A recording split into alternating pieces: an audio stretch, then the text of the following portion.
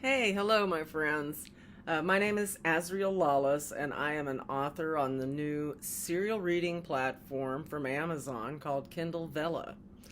And today, here on Hella Vella, which is what you have found, which is going to be a fun page about any and everything we can think of to stick up here to do with Vella. Um, and today, what I'm going to do is read for you from one of the Kindle Vella stories out there, one of the hundreds of thousands and many more each day that are being saved up to Kindle Vella by not only indie authors like myself, but also, authors that are long established are putting their stories out there in serial format because it's the new flow. It's the new thing to read like you watch television, one short episode at a time. So today, here we go. Without any further ado, I am going to read to you, excuse me, an excerpt from a story by fellow Vella author K.R. Richards, who writes fantasy fiction and romantic fantasy fiction and all kinds of stuff. She has written a great story for fantasy fans, and it is called Guardian of Elphinstone. And today I'm going to be reading an excerpt for you, and it will be episode 3, The Fae. Sebastian approached the she-kings and queens. He bowed before them. Your father was a good man, the best of men, being honest, loyal, and true of heart. We find the same traits within you, therefore we have every confidence in you to succeed him. King Sulain spoke. He, King Cronin, and King Drustan stepped from the dais, which seemed to be floating above the ground. They came to stand before Sebastian. The Guardian of Elphinstone is our link between the Fae and human world. He is the protector of our Fae who dwell above on earthly human lands. The most important job of the Guardian of Elphinstone is to protect our sacred grounds, especially the Hallows, this very ground where we stand this night, for this is a portal that allows the Sidhe to traverse between the human world and our world. King Sulain said, his voice clear and strong.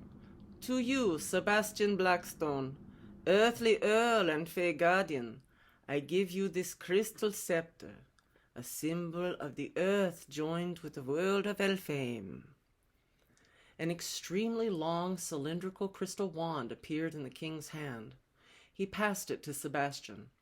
Once Sebastian took hold of it, energy coursed through him. The wand glowed white and gold. Rainbows flashed within it. Warmth seeped through his hands and up his arms and then permeated his entire body. This scepter holds all the wisdom you need in your role as guardian. It will shine light when you are uncertain, guide you to right choices, and warn you of underlying dangers. It is a guide. When you need us, hold this scepter in both hands and call upon us. King Sulain stepped back. Thank you, Your Highness. Sebastian bowed his head. A lean man, taller even than a Blackstone male, came to stand beside Sebastian. He held out a gold velvet cushion. He gestured for Sebastian to place the scepter upon it. He did so. King Cronin stepped forth, his sleek black hair streaming down his back to his waist. He waved a hand, and a long dagger appeared. Winking jewels encrusted the hilt. I give you protection. Due to the cause of guardianship passing prematurely to you from your father, we feel more protection than normal is needed. The elven dagger of justice is yours. It will always protect you if it is used wisely. It is spelled to warn you when danger is near at hand. Cronin, the unseelie king, handed the dagger to Sebastian. The weapon glowed silver, the jewels in the hilt flashing in the light of the bonfire as it rested upon his outstretched hands. Sebastian felt vibrations emanating from the weapon, much like sparks of energy. Another attendant came forth to join the first and held a leather scabbard where Sebastian placed the royal dagger. "Now, a personal gift from me, friend. This dagger was forged deep in the Mother Earth's womb by her own fires." Cronin produced a much smaller weapon. The slender blade was completely black, as was the hilt. Sebastian thought it might be flint, yet it was polished smooth, and it shone in the flickering light like glass. "You must carry this dagger upon your person at all times. It will alert you to danger.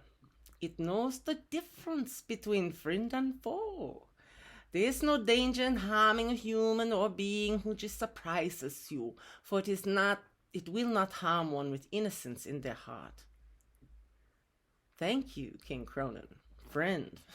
Sebastian smiled as he accepted the smooth weapon into one hand from a man he'd spoken to many times over the years. King Cronin, being unseelie, liked to walk upon the earth and see things for himself. He was a meddler. Then again, most unseelie were. Cronin had warned Sebastian's father many a time of troubles in the area in years past. The stone dagger was at first cool to the touch. Then it warmed significantly in his hand. King Cronin suddenly reached for his arm, startling Sebastian. The dagger flashed blue. "That is how it warns you there is no danger, that the person in question is innocent." "And what if they are not innocent?" Sebastian's gaze moved from the dagger to the dark eyes of the man he called friend.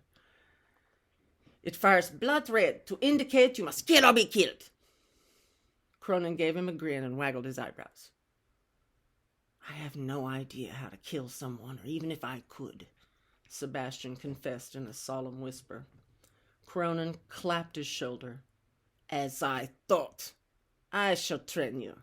Then you will know. I'll come soon to Elphinstone, eh?" Sebastian nodded, feeling somewhat queasy at the thought of actually having to kill another person. "No worries, Sebastian. This is all for your protection. You'll have the knowledge if you need it, and we can hope that you never do." King Cronin whispered before he walked away. King Drustan, his red eyes glowing, came to stand before Sebastian. "For my lord Elphinstone, your dogs are loyal, but aged." Sebastian started at the thought of something happening to Godiva and Lancelot. Drustan held up a long finger tipped with a curved golden claw. No harm will come to your loyal companions, but you've need of a new one. He will protect you, your loved ones, and your father's treasured canines." Thurston snapped his fingers. A giant black and gray dog appeared before him. He was lean and long-legged with scruffy fur. The dog was the tallest that Sebastian had ever seen. The top of the dog's head came to the underside of his own rib cage, and Sebastian was taller than most men. "His name is Wolf, though he is not one. He's a hound, the type used by our Fey ancestors for hunting and also during times of war when we lived upon the earth. In later years, the breed was used by humans to hunt deer, wolves, and men." Drustan looked out over the assembled Fey human guardians of Cornwall and their family members. His eyes flashed a deeper red.